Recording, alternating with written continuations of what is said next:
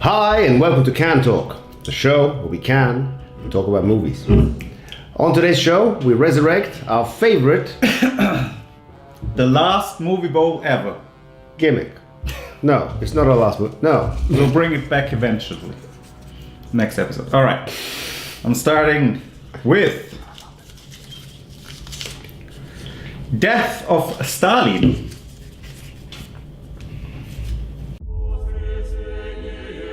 Shoot her before him, but make sure he sees it. Oh, in this one, kill him, take him to his church, dump him in the pulpit. Long live Stalin!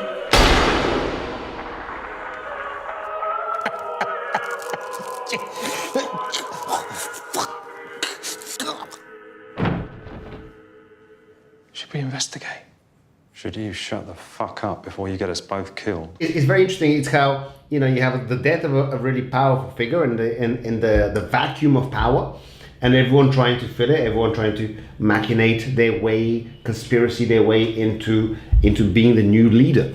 That's why it's interesting, and it's such amazing comedic performances by all these actors. Jeffrey Tambor is amazing. When I said no problem, what I meant was no problem. Yeah, he is. Jason Isaacs is brilliant. Jason Isaacs is brilliant. Brilliant. And then have to report this conversation. Threatening to do harm or obstruct any member of the Presidium in the process of looking at your fucking face. Fuck. Fuck Germany. I think I can take a flesh lump in a fucking waistcoat. But it took way too long to get into the story. The first Really? 15 minutes, the whole orchestra. That actually happened. thing. That actually Yeah, happened. well, I don't care if it actually happened, but it's. It didn't I thought- happen. It didn't happen exactly like it was in the movie, but that actually happened. He did request a recording of something that wasn't recorded, and they brought everyone back to record that piece.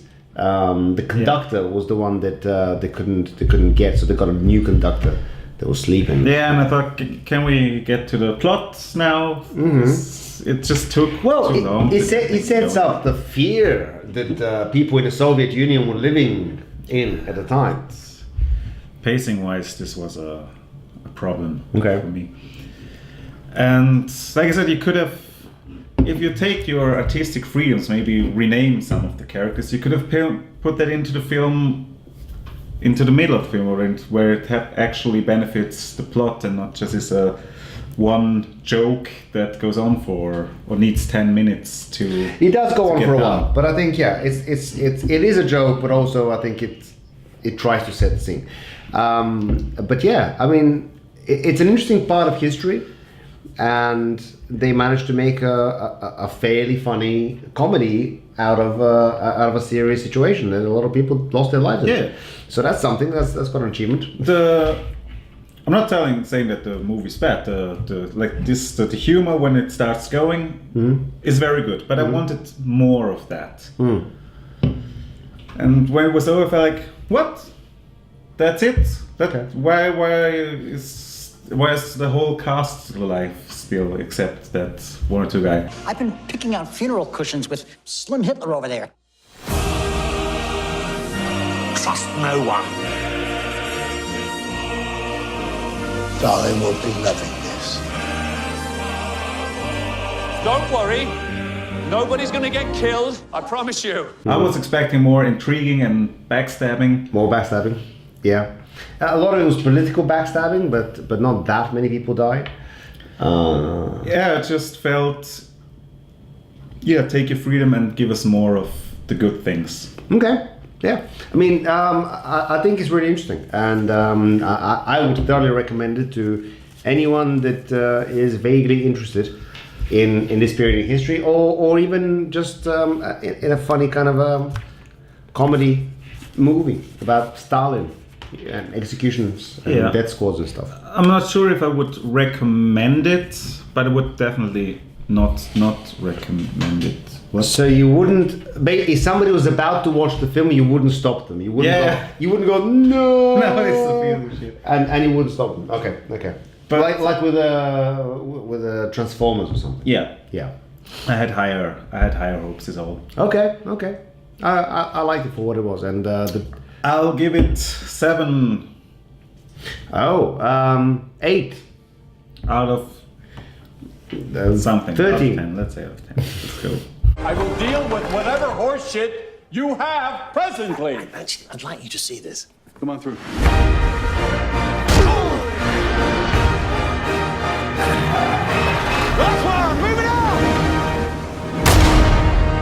Jesus Christ. Did Coco Chanel take a shit on your head? No, he did not. All right, I will pick a name out of the bowl. This one is the one I picked. So let's talk about. Oh, Jesus Christ.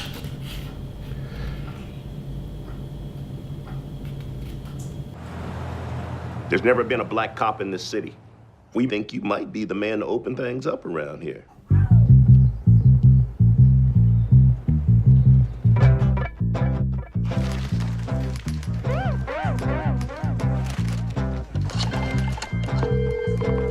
Hello, this is Ron Stallworth calling. Who am I speaking with? This is David Duke. Grand Wizard of the Ku Klux Klan. That David Duke? I'm still watching the trailer. I don't know what you're doing. Okay. So before we watched the movie, I was kind of, it's a Spike Lee movie, and I'm not a big fan of his movies, really. I haven't seen all of them. But he seems like a guy who has a strong message. Oh, the message. And I thought, with this topic, can he hold back, and how funny is it gonna be? The trailer made it seem like it was gonna be a bit funnier than it was. I haven't seen the trailer, so... Okay, I've seen the trailer and I was very excited about this film.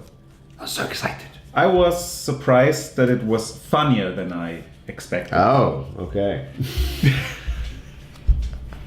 It's an interesting period in history, again, like with our first picture.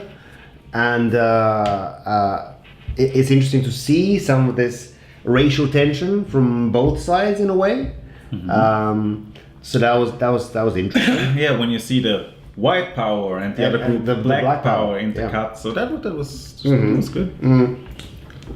The undercover police angle was good. There was some bits that was stretched out for a bit too long. I think the interactions between the main character and David Duke, the head of the Ku Klux Klan stuff, there's a lot of phone conversations that could have been trimmed down, I think. What can I do you for? Well, since you asked, I hate blacks. I hate Jews, Mexicans, and Irish, Italians, and Chinese. But my mouth to God's ears, I really hate those black rats. And anyone else, really, that doesn't have pure white Aryan blood running through their veins. I'm happy to be talking to a true white American. God bless white America. Obviously, this isn't based, I think, on a real story. I think it is. Oh, is it? Oh dear. That's even worse. No. It had some good stuff, and it had me there for a while. My main issue with this film, like with Johnny English, some good comparisons there, is the ending. I didn't really enjoy the ending of Black Klansman for two reasons. Because it got suspended and the story was over. Or Yeah. they closed the case or whatever. Yeah, he just closes the case, no resolution. But with then- this thing, I would say it's right to end the story here because what really happened, if it's based on a true story, but I think it is, also ended there. And I thought it's not the kind of comedy like in The Death of Stalin where you should change that around a little bit. So yeah, that was a bit disappointing that it just ended. And then what was even more disappointing than that? Yeah, that was Spike Leeing all over us. Spike Lee all over us in the end of this film, because the film ends about 5 minutes after it should have ended, and then before the end credits we have about a 7-minute montage of clips of shootings and racial tension in places like Charlottesville in America, documentary footage, stuff from the news, and Donald Trump and Donald Trump interviews. You had a group on one side that was bad, and you had a group on the other side that was also very violent. Nazis go home! Not all of those people were neo-Nazis, believe me. What could have been a timeless film about these racial tensions and how they present themselves in different ways throughout history. Now it's like a film about this specific event and a specific time in history that we're in now. Mm-hmm. So you're dating the movie and you're taking the message away, I think, because it just beats you over the head with it at the end. Yeah. Let us figure it out for ourselves. We have some intelligence. There was some good use of music in it. Yeah. I found myself owning her at least 10 times a day. I enjoyed it quite a bit. Could have been, could have deleted a strong message at the end, but I would recommend it. Not totally, but it's not going up there. No. But it's a good watch. It's a good watch. It's a good watch. A war's a coming. White power! Black power! Knights of the Ku Klux Klan. That's us, Stallworth brothers. We're on a roll, baby. America first. I was expecting it to be way worse. With I was the hoping messages and stuff. Yes, but I was hoping it would be better in terms of humor at least. But humor worked for me. Well, it was there. It just wasn't enough of it, I think. What have you got? Bandersnatch. Bandersnatch. Keep having these vivid dreams, like thinking weird things. What sorts of things? We're gonna be a hit factory, like Motown, but for computer games. You heard it here first. Bandersnatch. It's an adventure game based on the book. You have to make choices to get to the end of the movie. Yeah. They showed a lot of footage for that. If you make the wrong choices, don't worry, you get back into the loop. Yeah, this is one of my main concerns with this Bandersnatch. So Bandersnatch, interactive. It's kind of like those choose your own adventure books from your childhood, presumably. If you did that, or RPG game, I guess, you can choose the decision. Yeah, choose your own story. Choose your own story. Kind of. And yeah, they present a lot of choices, but actually a lot of them are completely meaningless. In that either don't make any difference to the story, or they, if you choose the wrong thing, they will rewind it to that bit and let you choose again. See that bloke who went cuckoo and cut his wife's head off? When it's a concept piece, bit of madness is what you need. My problem was the protagonist. I didn't care about him at all, and I didn't make choices like I would, or even the character would. And I just said, oh, this is just a mouse in a labyrinth kind of thing, and just play with him. Let's play with him. Yeah, I didn't care about any of the choices I made, really. Did you try telling him your Netflix? I did not. Ooh, that's a very interesting thing. Until that was the only option. Until that was the only option left. Yeah. And that's the thing. It could have been more interesting, I think. Well, first of all, it's quite long, and for what's the story? Yeah? For what the story is, that story could have been told in a shorter time frame, where they use the resources to make your decisions matter.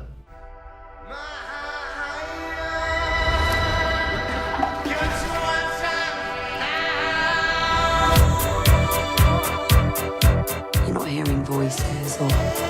No voices, but there is something. And I was expecting or hoping for a bit, you made these choices, you're a psychopath.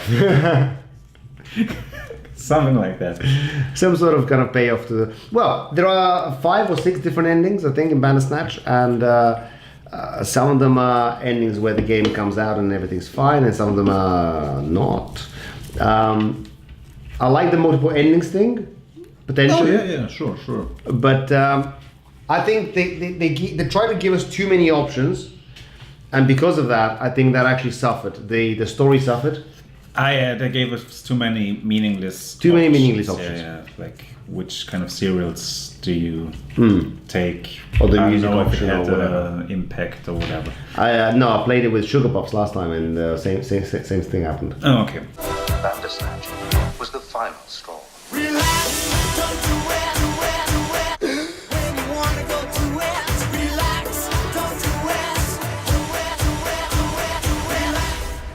It lets you see the bigger picture. In a game, I want to have these choices. Yeah. But in a movie, I want to be in control of a good storyteller. And I don't know.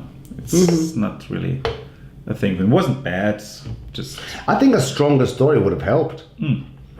I think as an episode of, it's a feature length, that's why it's in this. But as an episode of Black Mirror, it's quite weak. In terms of the actual story, the acting is okay for the most part. No charisma from the main character. I don't know if that was the point or not. Yeah, but if it was the point, it didn't pay off like I hoped. You treated this guy like a piece of shit. You're an asshole. Yeah. Or whatever, but yeah. So yeah, it's weird. I'm surprised. I think it's probably a check it out if you want to try the gimmick kind of recommendation. Yeah, not recommended. As an episode of Black Mirror, I wouldn't recommend it. It's weaker, much weaker than all the rest of Black Mirror. But nice try. But nice try. Yes, absolutely. We respect you for Can't blame them for trying. No. And next time it will be better. It will be better because I think they just need to do a smaller story where all your decisions actually make a difference. Stefan, you're worrying me. Leave Stefan out of this. Please, Stefan. Your fate has been dictated. You're not in control. All right. That's it for Bandersnatch, and that's it for this little episode of Can Talk with the Bo. Bo Talk. Can Bo Talk. Bo Can Talk. Unfortunately, nothing on the good list here. Nothing goes on the good list. So, sorry. Good luck next time when we bring the movable comes back. We will come back. So, in the meantime, like, share, subscribe, comment, hit the bell icon. And watch it from the beginning. Tell your grandma.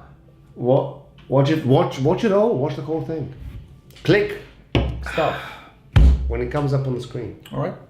Cool. Give us your money. You should.